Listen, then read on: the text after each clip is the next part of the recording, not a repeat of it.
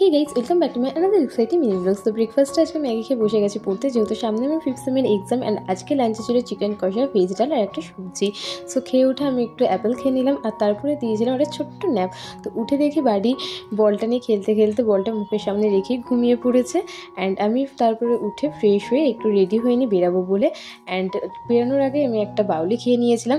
আর এখানে বাটিকে দেখো, ও তো ভীষণ এক্সাইটেড বেরোবে বলে, বাট আজকে ওকে নিয়ে বেরোনো পসিবল হয়নি, যেহেতু আমরা বাইকে বেরিয়েছিলাম। অ্যান্ড আজকে অনেক দিন পরে অর্পিতার সাথে আবার আমার দেখা হলো, লাস্ট টিউসডেতে দেখা হয়েছিল, কজ মাঝখানে আঙ্কেলের শরীরটা একটু খারাপ হয়ে গেছিলো। সো তারপর আমরা চলে গেছিলাম চায়ের দোকানে চা খেতে। অ্যান্ড বাড়ির সামনে এই পার্কটাতে গেছিলাম, খুব সুন্দরভাবে এটা ডেকোরেট করেছে। আর এদের সাথে থাকলে তো ফটো তো কখনো পসিবল নয়, সেটা আশা করি তোমরা বুঝতেই পারছো। এদের ঝামেলার পরে আমরা দুজন মিলে নাচতে নাচতে চলে গেছিলাম ফুচকা খেতে। আর আমরা নিয়ে নিয়েছিলাম দই ফুচকার। আগের দিন না বাবা টিভি দেখতে দেখতে এই বিস্কুটের অ্যাডটা দেখে আমি বলেছিল বিস্কুটটা খাওয়াতে, তো বাবার জন্য নিয়ে নিয়েছি এই বিস্কুটটা। So that's all today, till then by.